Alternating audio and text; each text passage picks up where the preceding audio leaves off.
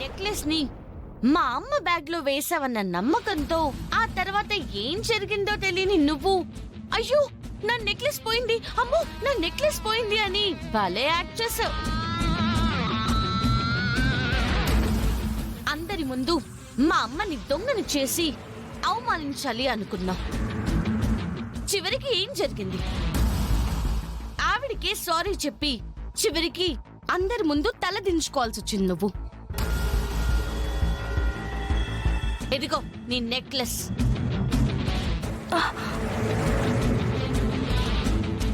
నువ్వు చేసిన ఈ పని గురించి అందరికీ అప్పుడే చెప్దామనుకున్నాను, కానీ మా అమ్మ నన్ను ఆపింది. ఆ విషయం తెలుసా మీకు? గుళ్ళో అందరి ముందు మీరు చేసిన పని గురించి బయట పెడితే మీ పరువేమై ఉండేది? అందరి విషయం పక్కన పెడితే పక్కన మీ కొడుకున్నాడు కదా, తన తల్లి చేసిన పని గురించి తెలిస్తే నిన్ను తన తల్లిగా గౌరవిస్తాడా? నా అక్క ఇలాంటిది అని తెలిసిన తర్వాత నిన్ను తోబుట్టువుగా అభిమానిస్తాడా? చెప్పండి. మా ఇద్దరి మీద మీకు ఎంత కోపమైనా ఉండొచ్చు, కానీ మరీ ఇంత దిగజారిపోయే పనులకి మాత్రం ఎప్పుడు దిగకండి. ఎవరు తీసిన గోతిలో వాళ్ళే పడతారంటారమ్మా.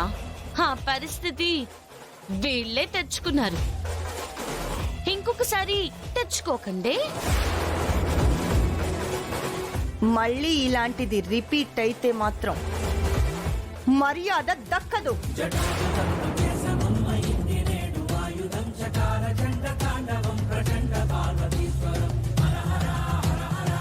పద పల్లవి.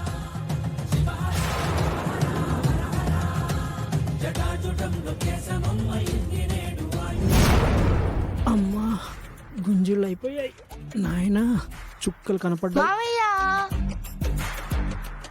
ఏరా అల్లుడు, ఏరా నువ్వు కూడా గుడికి వచ్చావా? తమ్ముడు వైన్ షాప్ దగ్గర కనపడితే షాక్ అవ్వాలి, కానీ గుడి దగ్గరకు వస్తే షాక్ అవుతావేంటి బ్రదర్?